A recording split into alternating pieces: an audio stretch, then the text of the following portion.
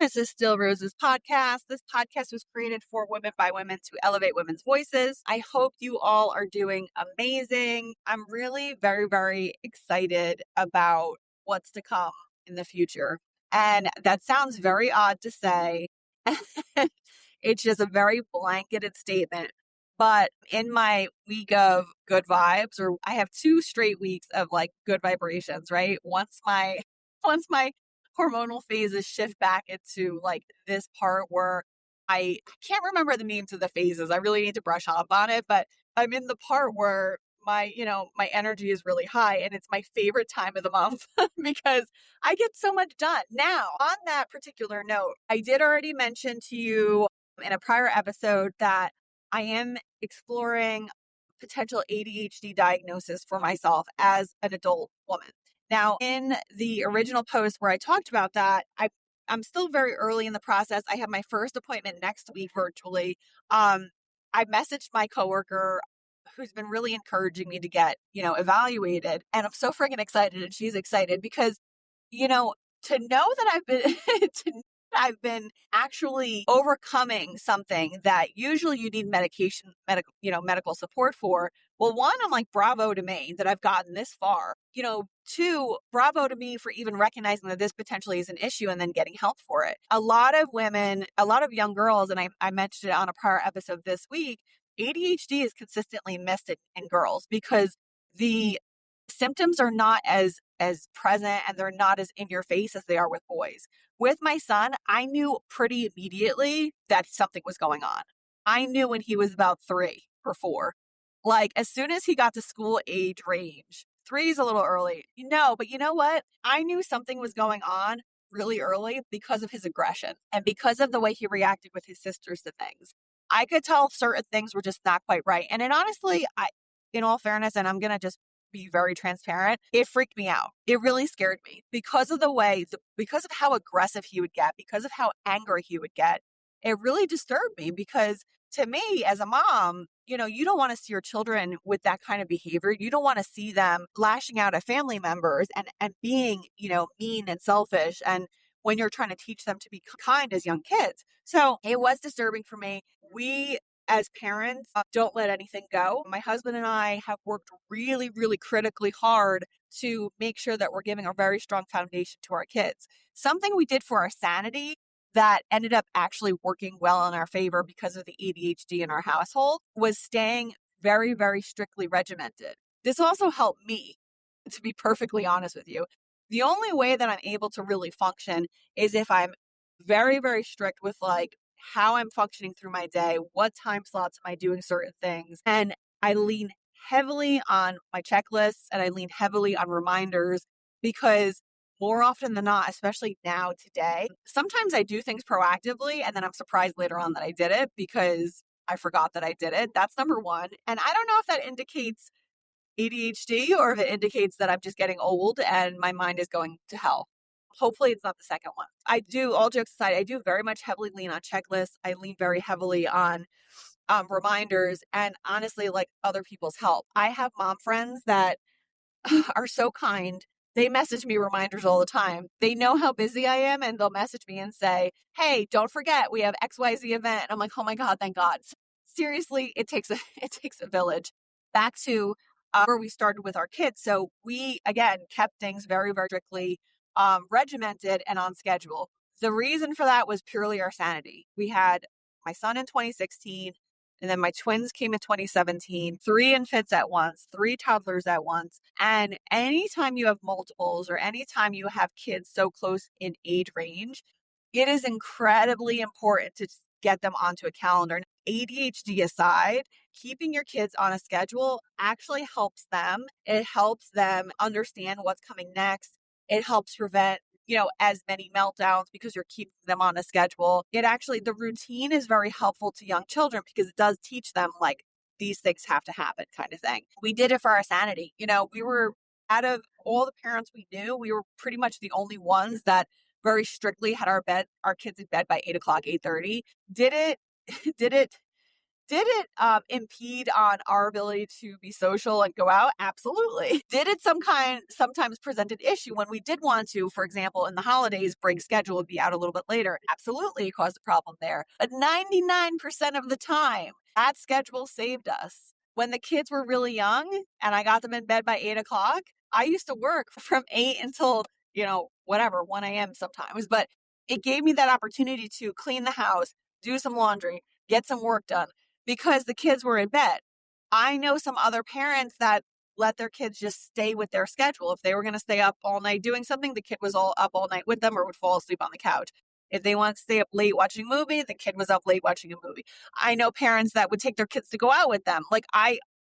Everyone does it their own way and you do it to suit whatever needs you have. For us, staying on a schedule was incredibly important. So anyway, flash forward to now. Schedule still remains intact and it actually is a huge help for me because if I'm deviating too much or if I feel too thrown off or if something's thrown at me too quickly, it does mess me up. Now, it's interesting because I used to be able to multitask really, really well. And I used to be able to have all the noise around me and I would be able to focus in, force myself to focus in on whatever task I was working on.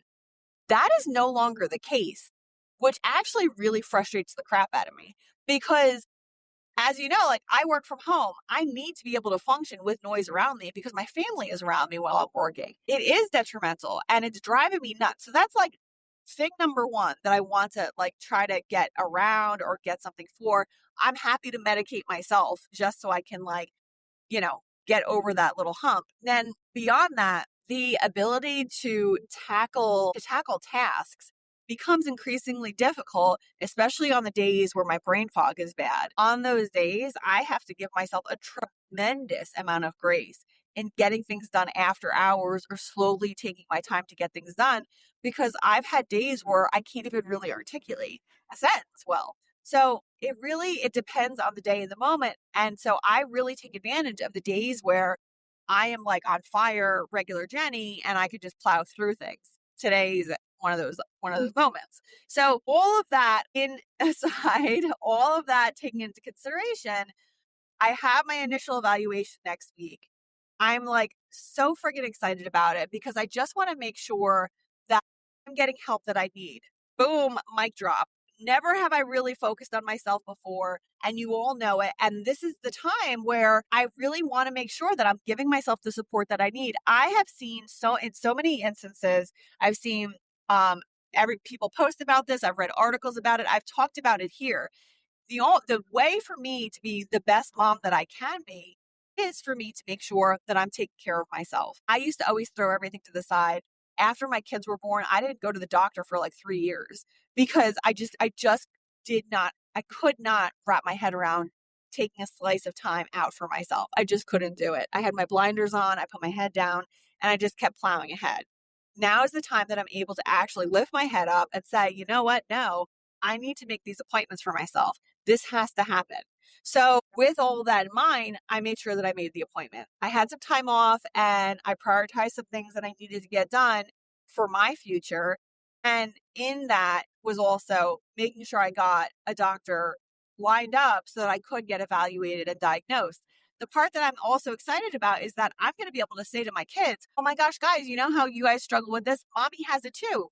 Because I want them to see just because you have the struggle does not mean that you are not going to be successful. It doesn't mean that there's anything wrong with you.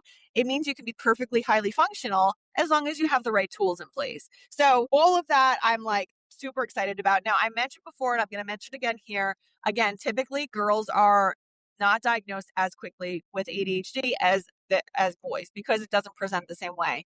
With girls, a larger symptom, one of the larger symptoms is that your daughter is very chatty talky, constant motor mouth kind of talking, gets in trouble for fooling around in class with her friends because she's talking so much. That's a sign there. I recognized it in honing in on my kids with letter sounds.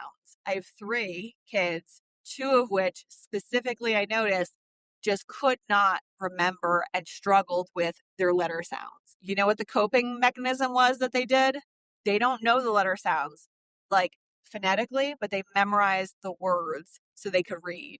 So instead of sounding a word out from the beginning to end, like one of my kids does, the other two look at the word and recognize the word, and then they say the word, but they don't actually know the letter sounds. So they found a way to get over reading, but they still need more work there. So there's things like that where like girls will get, you find a way around it kind of thing. But I did significantly notice that. That was a big tell for me in the beginning with my kids. The other tell too is I could recognize when I tried to do homework with them, the struggle. It's interesting. I'm self-diagnosing and I will let you know my results once I go and get evaluated for ADHD.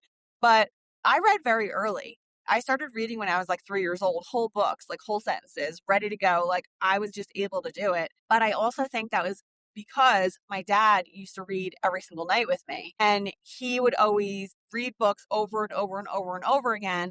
And eventually, because he would read the book so much, I would then catch on and be able to actually just read the book. And I think it was also memorization, but I also leaned heavily into phonetics. So the ADHD that I might potentially have may not have anything to do with my reading, and it may be more focused on math because there's all different kinds of various levels for it. That's the other thing to note too. People hear ADHD and they think, oh, it's the kids bouncing off the walls, and that's not me. Like I won't, there's no way I have that kind of thing. That's just one example of it in a child. Think about as an adult, your attention span, how much you're able to focus. Are you struggling with certain tasks? Are you struggling starting certain tasks? Do you have trouble getting out of bed? ADHD is tied with anxiety, it's tied with depression. Like it's like a jumble in there. It is important to make sure you yourself are being evaluated, making sure you're taking care of yourself. As a mom, I'll reiterate, making sure that you're filling your own cup is significant. There's actual research that shows that, and there's studies that have shown that a child's health and wellness starts with the mother. How the mother is mentally, how she is physically, everything starts with the mom because they're looking to you as the example. We're the direct line for our children's health.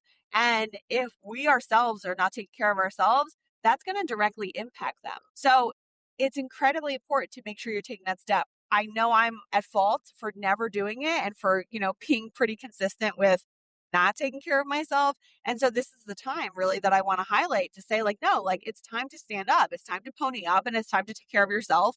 My kids are older. They're more aware and I want them to see me as the best version of myself. Like that's it. Pencils down. So it's incredibly important to be able to do that kind of thing for your kids.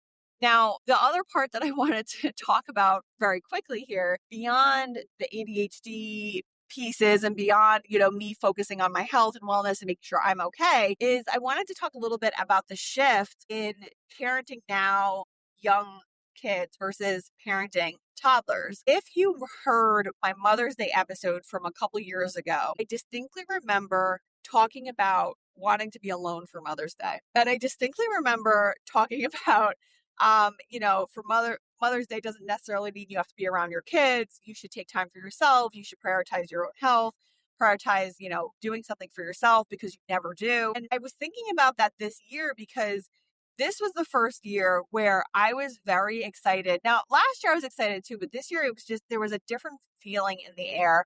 And I was very excited to be with my kids and to hang out with them. I genuinely like my children. I actually like to hang out with them. They're funny. They do funny things. They're annoying for sure, but like they're funny and I like them and I like hanging out with them. So I was actually really looking forward to it. Now, I started thinking about why. Like, why is that? Why is it that I have had other years where I didn't want to have anything to do with anybody and I was like kind of pissy on Mother's Day? But this year it was just like a light. It was lifted. I was grateful and I was happy.